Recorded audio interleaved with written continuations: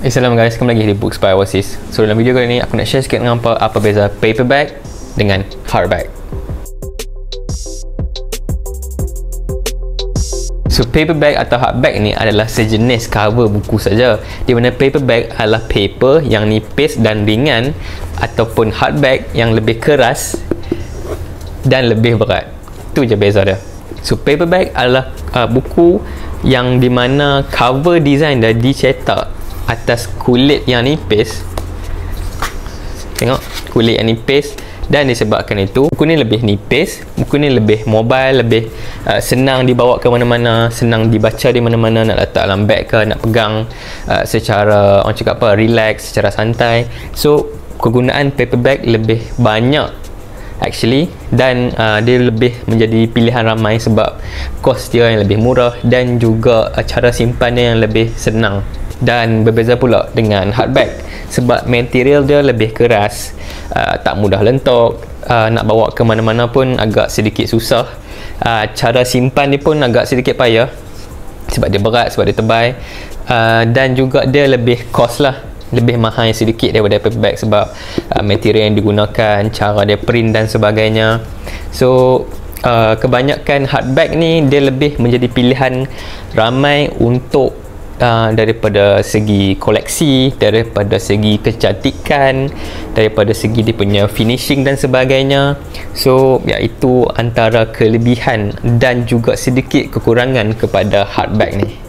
So buku hardback juga ada banyak jenis dia. Antaranya yang dia dah print siap-siap atas buku tu.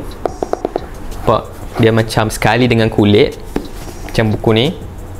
Ataupun macam buku ni. Buku ni pun hardback juga, keras juga, tapi dia tak print direct atas cover buku tu. Sebaliknya dia sertakan jaket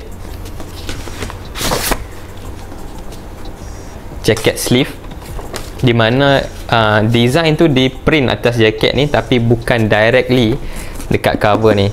Aku tak pastilah daripada segi kos ada perbezaan yang ketara ataupun tidak, tapi dengan cara ni dia lebih mudah untuk kita jaga sebab dalam ni takkan berhabuk, dan kalau kata rosak pun dia hanya rosak dekat jaket ni saja, di mana permukaan hardback yang dalam ni masih lagi terjaga. Selain daripada tu, finishing ataupun end product kepada buku paperback tak kurang hebat dia. Oleh kerana material yang digunakan tu nipis dan juga fleksibel, mereka boleh buat custom die cut design macam ni. So buku yang simple macam ni boleh jadi lebih menarik dengan penggunaan design ataupun penggunaan die cut yang lebih fleksibel macam ni.